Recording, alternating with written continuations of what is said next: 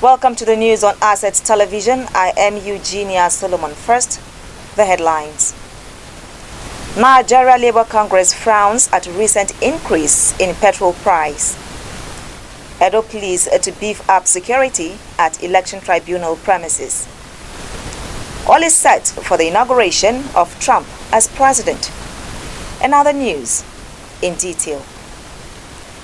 The Nigeria Labour Congress NLC has frowned on the recent hike in the pump price of premium motor spirit, popularly called petrol, describing it as the height of insensitivity against the masses.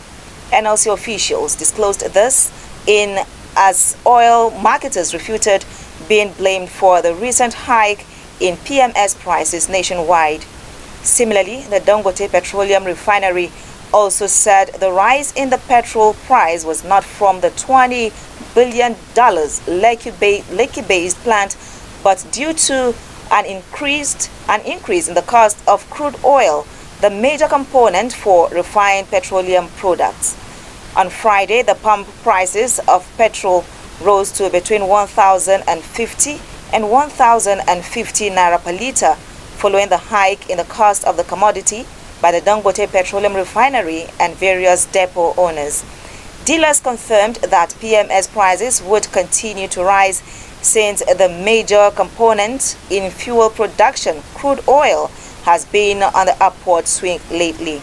Reacting to this, the Deputy President of Nigeria Labour Congress Political Commission, Professor Theophilus Ndubuako, argued that in a saner climate, representatives of workers, the organized private sector, and students would have been called to a round table to deliberate on the course of action and analysis of the consequences before the decision would be taken.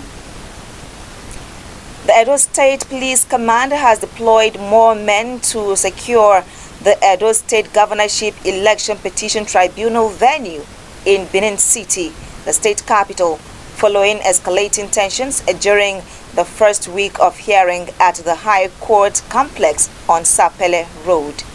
The command said it was its responsibility to ensure that there was no breach of peace at the venue of the tribunal sitting, following reported shooting and clash of supporters of the ruling All Progressives Congress APC and the People's Democratic Party PDP. Senator Monday Okwebolo, the candidate of the All Progressives Congress, was declared winner of the Edo State governorship poll last September. According to the results from the 18 local government areas announced by the Independent National Electoral Commission (INEC), Okwebolo secured a total of 291,666 votes to overcome his closest rival, Asue Igodalo, of the People's Democratic Party PDP, who garnered 247,655 votes. Olumide Akpata of the Labour Party finished third with 22,763 votes. However, the People's Democratic Party complained of fraud and vowed to challenge the result in court. The National Hajj Commission (NACON) of Nigeria has announced the 2025 Hajj Fair, with intending pilgrims from southern states expected to pay 8.7 million naira, while those from Borno and Adamawa states will pay 8.3 million naira. The Commission's chairman, Professor Abdullahi Usman, disclosed this in a statement issued by NACON's Assistant Director of Information and Publication, Fatima Usara. Usman noted that intending pilgrims from the northern zone will pay 8.4 million naira for the pilgrimage to Saudi Arabia.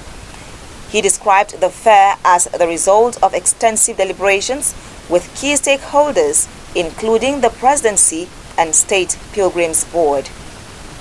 While no fewer than 10 royal families in Oyo have alleged marginalization under the 1961 Alafin Chieftain Declaration that guides ascension to the throne of the Alafin. Currently, the declaration restricts eligibility for the throne to two recognized ruling houses, Alowolodu and Agunloye. In a statement, the families argued that limiting the throne's eligibility to only 2 branches of Alaafin's Atiba's lineage, despite his extensive descendants, is unjust. The head of the Olawoyin family, Tijani Olawoyin, speaking on behalf of the 9 other deprived families, called on the new Alaafin of Oyo, Oba Akim Abimbola Owade, and Oyo State Governor Seyi Makinde to address the historical exclusion. He urged them to grant equitable opportunities to all descendants of Alaafin Atiba and rectify the grievances of those excluded from their ancestral heritage.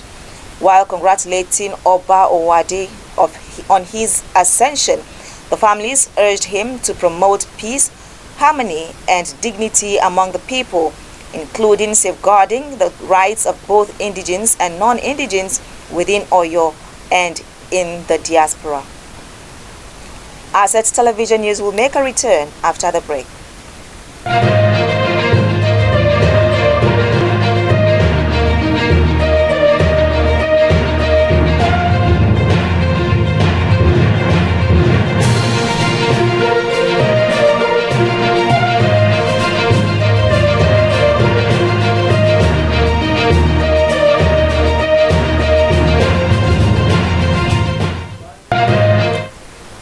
Many thanks for being there. If you are just joining us, you are watching the news on Asset Television.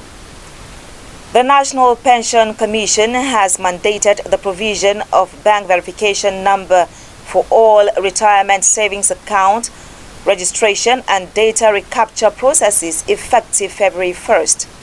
A circular signed by the PENCOM head, Surveillance Department A.M. Salim, stated that the move would enhance the security and integrity of the pension industry database.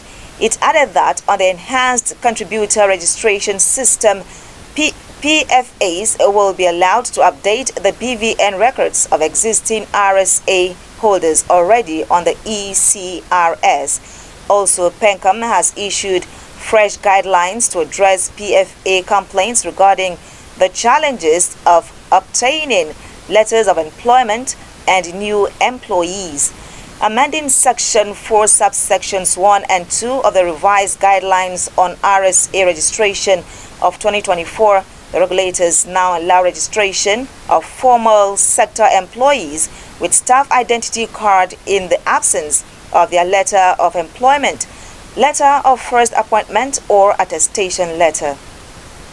While the Independent Corrupt Practices and Other Related Offences Commission (ICPC) has secured the conviction of an accountant at Usmanu Danfodio University Teaching Hospital, Uduth, Sokoto, Lukmanu Sani Waziri, for embezzling over 60 million naira through the Government Integrated Financial Management Information System (GIFMIS).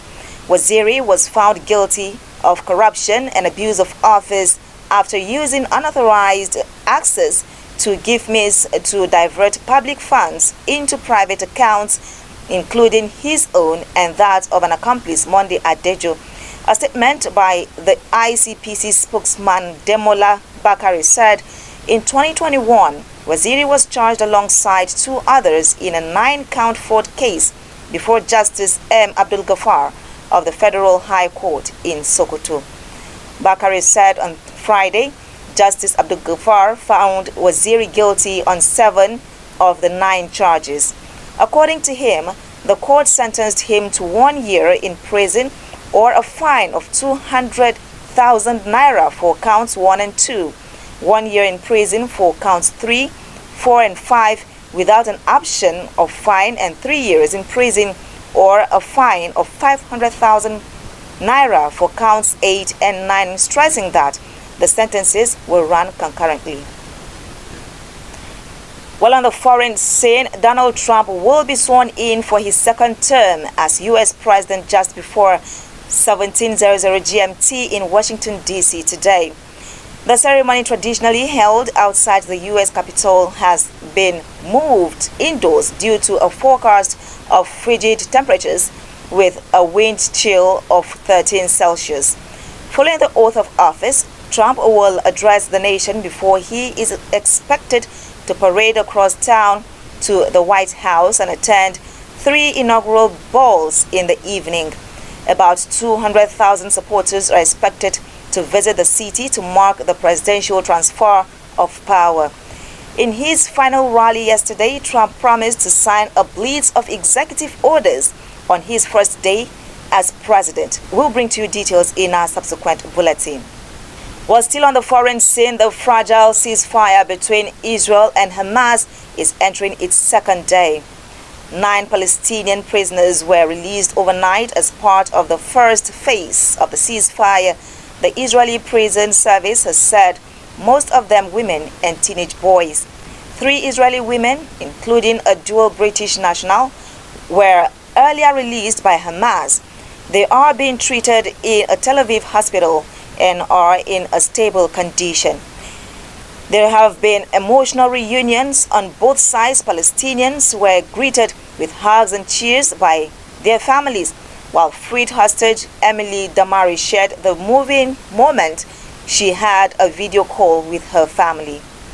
The ceasefire in Gaza came into force after a last-minute delay, but joy faded as Palestinians returned to their destroyed homes, and there is still uncertainty at what lies ahead. In sports, Nigeria's junior female Yellow Greens finally got a taste of their actions at the 2025 ICC Under-19 Women's T20 World Cup in Malaysia, marking their delayed debut with a 2-run win over test-playing nation New Zealand on Monday.